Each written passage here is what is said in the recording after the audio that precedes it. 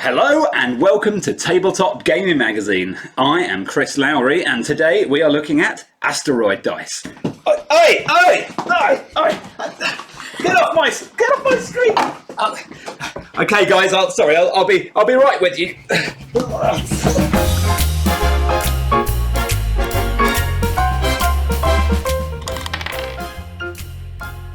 Hello and welcome. This is Tabletop Gaming Magazine and we are taking a first look at Asteroid Dice. This is by Camden Games. It is coming to a Kickstarter now and you can learn all about it here. So this is a first look. If you've watched one of these videos before, you know that I don't guarantee that this is a brilliant game. I don't guarantee what the gameplay is like or anything like that. I'm just having a look and you can have a look with me. So let's have a look inside. So first of all, we find that we've got this is the arcade edition here. So you can see how the box is made up quite nicely, like a one of those, you know, I was going to say Space Fighter, but I meant Street Fighter. A Street Fighter kind of console here, something like that. Or, of course, now I realise the console they're thinking about it would be Asteroids. And inside you have, I'm going to let them bounce out. Oh, they're not going to bounce out, come on. Hey! We have 5 rather nice, big, fat, chunky foam dice. Now, I have a little bit of an addiction, as you probably know if you watch the channel, to custom dice. Just love them, things like Kings of New York or anything like that. Big, fat, chunky dice. And these are about as big and fat as it's possible to get. I've actually got a normal set of dice here. These are just kind of your standard polyhedral dice set. So let's compare. There's a D20 for you there. And then here's the D20 from this set. And it's squishy. Yes. So I think we're done. You don't need to know anything more about this game because you just want some big fat squishy dice, right? Well, that's not all the game that's not all the game consists of. So we've also got a deck of cards in here. So this comes with sets of different cards for each of the players, and of course, fairly importantly for most games, is the rules. I say the rules book. It's pretty much a rules pamphlet. This is not an intense, complicated game. It's a game about throwing dice at people. What else do we get? So what we've got here, so this is the arcade version, so this is the one that will go to stores, and that comes with the 5 polyhedral dice.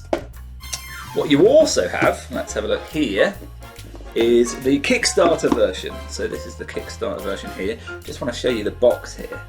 Is that not a delicious box? I actually really, really like the Asteroid Dice logo as well. You can see here, like the way the O is just poking just out, reminding you that soon you're going to be throwing dice at your friends. That's pretty amazing. So inside the Kickstarter version, you have different dice. So these dice look a lot like the lava dice set. I think there's an add-on to the Kickstarter of different dice types, and these are a fierce black with glowing lava in the middle. No actual lava included. And we've got 5 again. I believe, and I may be wrong, but I believe the Kickstarter version will actually include 7. So you'll also get the D4. Where's my real dice? So you get your pointy little D4 dice, and you'll get a tens dice for a D100. So if you were to roll these two together, we'd get a 83. There we go. And I think that's probably included for the people who absolutely are going to want to play role-playing games with huge, bouncy dice. So yes, that is, and you also get a deck of cards. So you get the same content of cards in terms of the cards do the same thing in the Kickstarter version as they do in the arcade version. Can't get it out. 1 second. There we go. So you get the same card types, but they look much prettier. So let me just show you. Well, I say prettier. It depends what your preference is. So this is the arcade version, and we've got, this is the other side of the cards. So you've got, you know, they're nice and clear and they're punchy and cartoony, and they go quite well with punchy, cartoony, squishy dice. But if you go for the Kickstarter version, then everything's a little bit more slick. So the backs of the cards are just a little bit more illustrated, and then on the other sides, all of these have got much nicer imagery on, or at least much prettier imagery potentially. So I just compare the two for you. This is the Asteroid card here, and you can see they both say the same thing, but one of them's going maybe for that slightly more realism perspective, and the other one's going more for cartoony.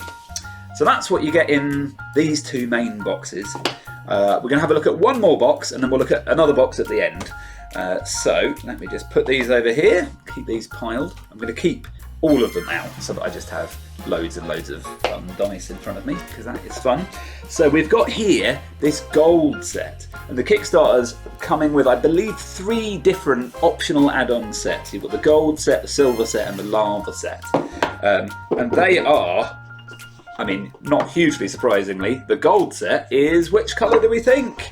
That's right, gold. So you get these gorgeous dice. So the same, functionally the same as the other dice, but they, they're quite punchy. These the black writing on the gold colours very strong there.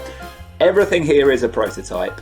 They're even still kind of fine-tuning rules and things like that. So don't look at this and say, oh, I quite like that, but I'm not sure it's perfect. When the Kickstarter campaign launches, they'll make it nice and clear exactly what you're getting.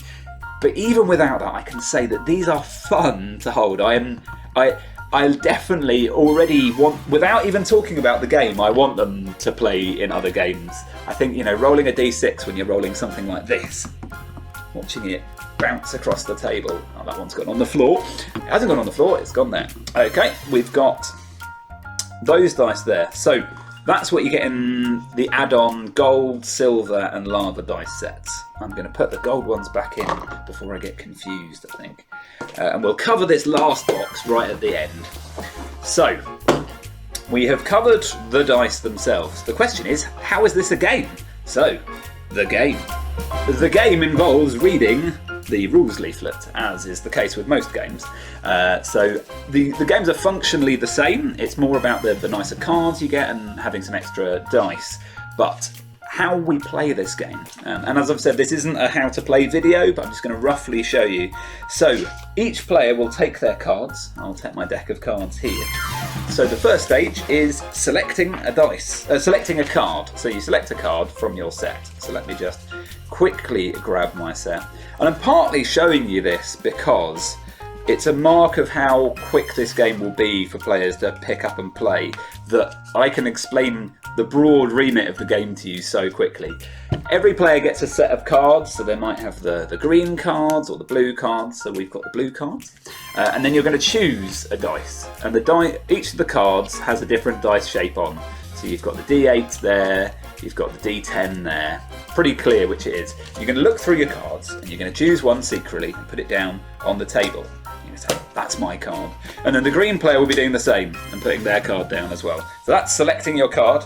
Then you're going to grab your dice, wait it out or brawl. And so the way that works out is you're both, or not just both, however many of you are playing, are going to turn your cards over simultaneously. So the game covers up to 5. I suspect if you get 2 sets, it would not. I'm not sure if they've built in rules for this, but I can already see it would not be hard to manage to play with more players. You turn over your cards simultaneously, 1, 2, 3. And then you're looking for matches. That's the first thing that you're doing. So if you have a card that matches what the other players put down, so let me just show you here. Okay, so if we've got our cards face down, let me turn them the same way up. We've got our cards face down. Okay, and then we both reveal them, and boom, we have both put the D12 down. What happens at that moment? Okay, with all the dice in the middle of the table, is both players have to grab the D12. Okay, obviously there is only one D12, so that means you can't both grab it. And then what you need to do is grab the D12 and chuck it at the other player, and you have to hit them. Okay, you're not allowed to. Well, you're not meant to hit them on the head. Although I think your head could probably survive it. It's not particularly, but for safety things, you're meant to aim at the body, and you are pelting it at your mate to try and hit them. And whoever hits the other person wins and gets to keep their card. So I would, instead of just having the 4 card now, like I would also have stolen their card if I can successfully throw that dice and get them. I should probably go and get that dice. So after the brawls have happened, after the people with matching cards have taken their shot, the remaining player grabs whichever dice they want. And so there's a penalty. So everyone's looking at the cards and like, oh, is there a match?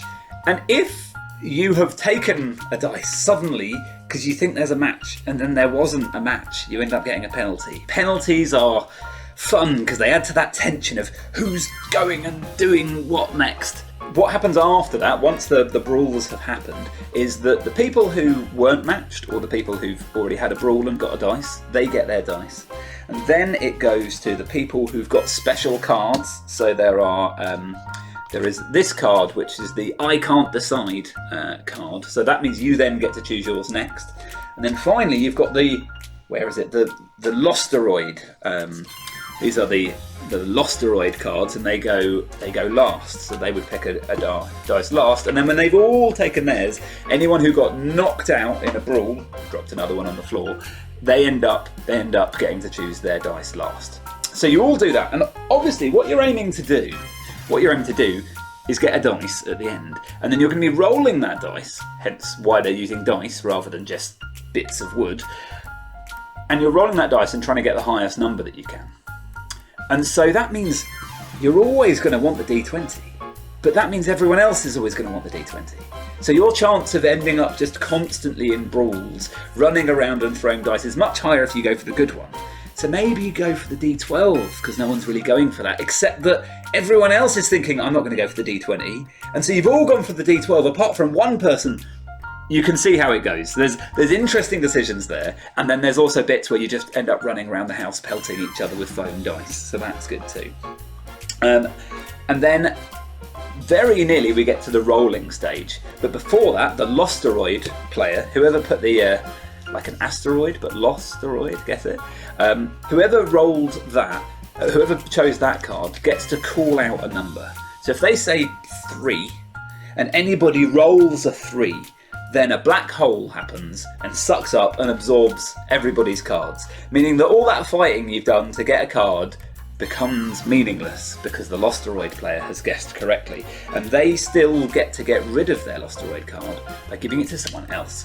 And that's important because the game doesn't end until you use all of your cards up, until one player has got rid of all their cards. So the annoying, oh, this card makes me pick up last and I have to... The earlier you can get rid of that and dump it on someone else, the better. Although, obviously, someone could also dump one back onto you. And then finally, you roll your dice in order of size. So you've got your D20, your D12, your D10, your D8 and your D6. So whoever got the D20 rolls that. And then whoever got the D12 rolls. But the beauty of this is they get to throw their D12 or their D8, 10 or 8, or as they go through, you get to roll it at other people. So at other people's dice. So say I've rolled a nice 16 here, that's a good score. Well, whoever's coming next with the 12 can try and hit mine. And now they've knocked me down to a 6 while they've rolled an 8. So you've got this brilliant thing of being the first player and having the highest score also means that you get 1, 2, 3, potentially 4 players after you, all throwing at your red dice, trying to change your score for you. So it's an interesting mechanic because it means that being the top dice is good, but you get potentially 4 other people after you, all trying to punish you. And that's frustrating, but it's also an interesting decision in itself. If you end up with a 10, say, so you've rolled a 10 on the... Oh, let's get it in the light now. You've rolled a 10 on that dice. Well, if that's sat there and you're up with a yellow thinking, do I knock this? Because you might knock them down to a 1, wherever 1 is. You might knock them down to a 1, or you might accidentally knock them up to a 20, which would be bad, because then they do better rather than worse. At the end of the rolling stage, everyone's got a number. So looking at this, let's just say we've got 3 players here. You've got the red one that's on 10, the D20 is on 10, you've got the D6 that's on 4, and you've got the D10 that is on 8. we look at these 3 players. Whoever is highest, which is the D10, takes everybody's scoring cards that are in play and adds them to their pile. So winning a round gets you all of the points from scoring cards. And then you go again. You do another round and you keep going until someone has no cards left in their hand. And that's the whole game. Hopefully you've got a bit of a flavour of what's happening there. I'm sure there'll be more information about this from Camden Games as well. But I'm excited by this game. I am excited to throw dice at my friends. I'm excited to have big chunky foam dice to play with. And then there's also apparently some kind of game that goes with that. The final bit I just wanted to talk about are these fireball dice. So this is the fireball expansion.